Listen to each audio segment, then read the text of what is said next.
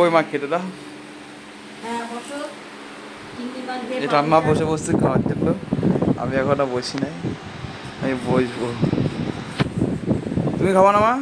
হ্যাঁ হ্যাঁ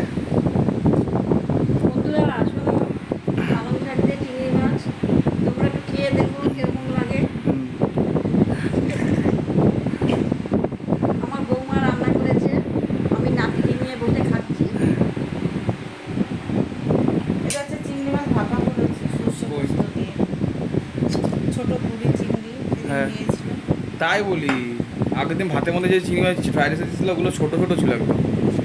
খাসির মাংস কালকে আজকে হয়ে যাবে যে খাসির মাংস, হ্যাঁ পালং শাক, এক ঝোলক দেখা গেল। এটা হচ্ছে গিয়ে ছোলার ডাল। সকালবেলা লুচি দিয়ে ঠাম্মা খেলো, আমি খেলাম, সেটা করে দেখা। আমও খাইছি। তুই তোরা তো দেখাইনি। না। আর এটা হচ্ছে ওই পালং শাক দেখাইছি। হ্যাঁ পালং শাক দেখিয়েছি, বেগুন ভাজা আর লুচি, আর এই যে ডাল রয়েছে টক ডাল খাওয়া আছে। সাদা ভাত। সাদা ভাতটা কম্পালসারি।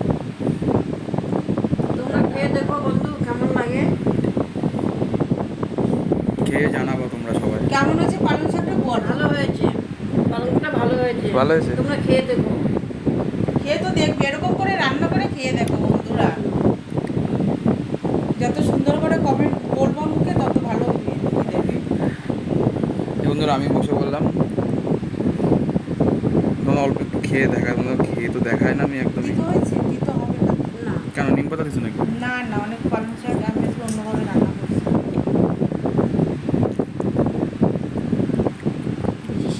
দিতে হয় জানো, আর শাক মাখ এক জাবড়া মাখা ভালো লাগে না। বেশি শাক দিলে পরে জিনিসটা দিতে হয়, দেখো অনেক পটল দিতে হয়। পালং শাক খাওয়া খুব ভালো। পালং শাক দিয়ে কষালে দিতে হবে আমাদের পালং শাক, সব সবজি মজাই নিয়ে এবার পালং শাক দিয়ে সিদ্ধ করে নাও। আর পালং শাকে হলুদ দিবা না, এখন আর পালং শাকে হলুদ দিলে পরে একটু বেশি হয়, কালার নষ্ট হয়ে যায়। একটুখানি দিতে হয়, ওইটা খুন্তিতে আমি নাম মাত্র দিয়েছি, নাহলে এটা সবুজ থাকে না। আমি শাকে একটু নাম মাত্র লাল শাকে তো